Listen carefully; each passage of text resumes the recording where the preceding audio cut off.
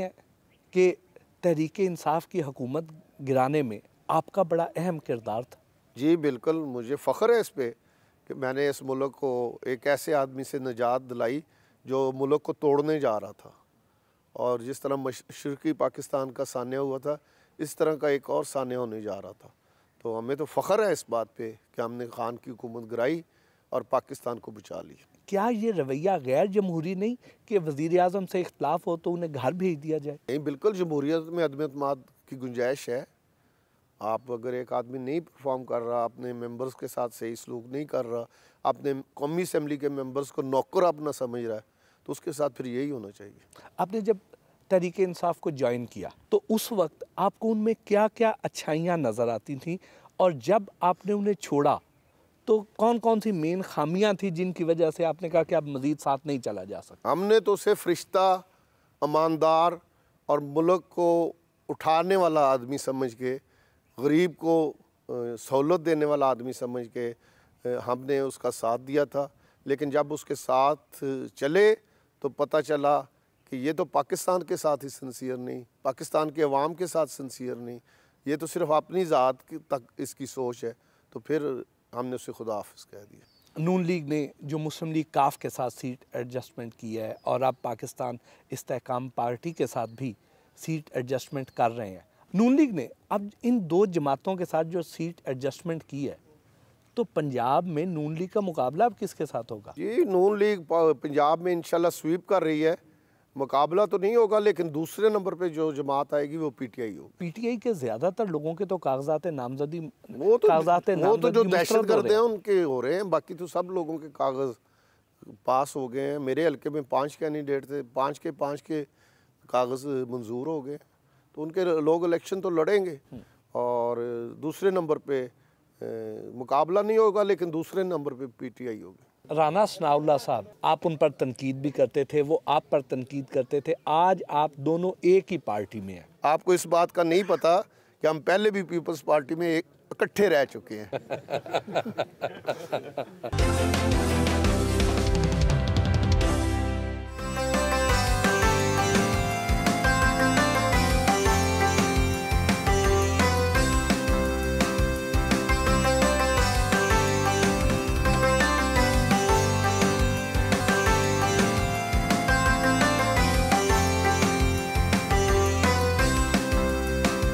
Faisalabad Ali town में वाक़े मुर्तज़ाई हवेली में जलसा के लिए रवाना हुए।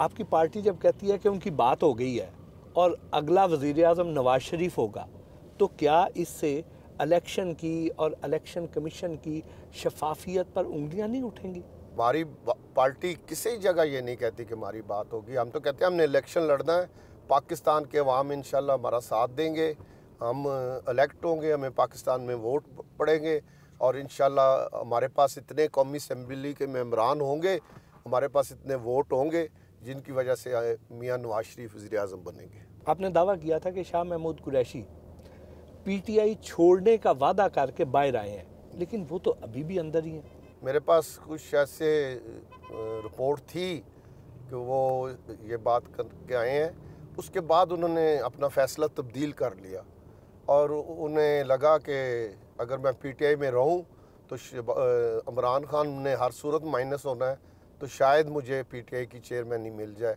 जो कि इमरान खान ने नहीं दी। और इमरान खान किसी पे एतबार नहीं करता, उसने इन पे भी एतबार नहीं किया।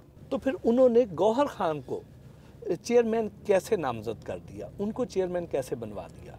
एक डमी चेयरमैन उसने बनाया है। उसने किसी ताकत और आदमी को, जिस तरह चौधरी परवेज़ लाई साहब हैं या शाह महमूद कुरैशी साहब हैं, उनको नहीं बनाया। और ये जो मैंने आपको पहले बात बताई है कि ये किसी पे एतबार नहीं करता, वो मेरी बात की ये तस्दीक है। पीटीआई के नाकदीन ये कहते हैं कि गौहर खान अगले बुज़दार साबित होंगे पीटीआई के लिए, क्या वो ये बात ठीक कहते हैं या गलत? गौहर खान बुज़दार से भी बुरा निकलेगा। बुज़दार इलेक्ट तो हो गया था ना, ये तो काउंसलर नहीं मुंतखब हो सकता।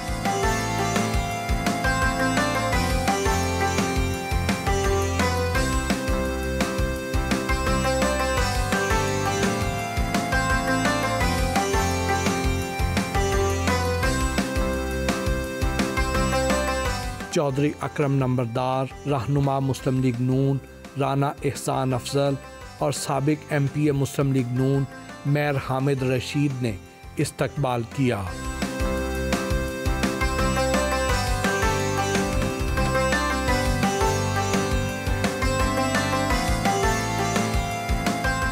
वोटर्स और सपोर्टर्स ने अपने काम ना होने पर गिले शिकवे भी किए।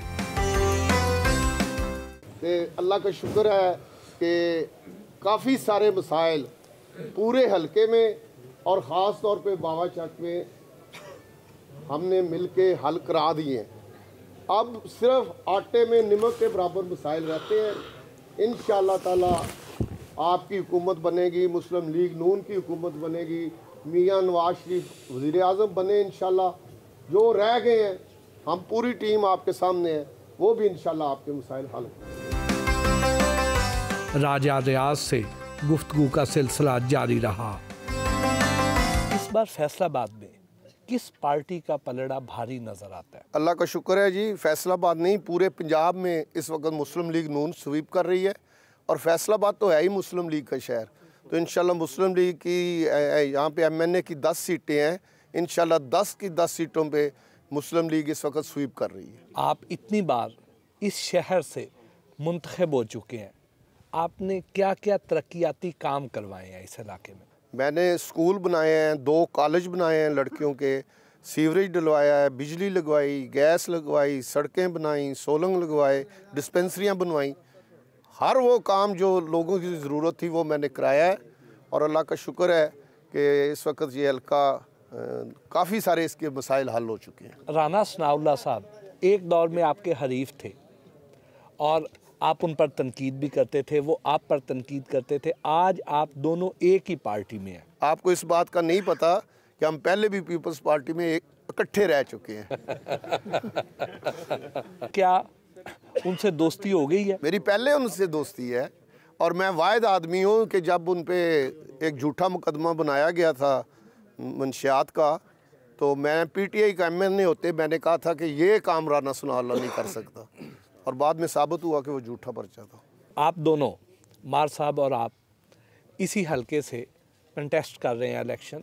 इस हलके के क्या चैलेंजेस हैं और आपकी प्रायोरिटीज़ क्या हैं? जी, इस हलके में अभी काफ़ी मसले हैं। कई जगह गैस की ज़रूरत है, बिजली की ज़रूरत है, कई जगह सीवरेज की ज़रूरत है, कई जगह स्कूल बनाने की ज़रूरत है, सड़क की ज़रूरत है।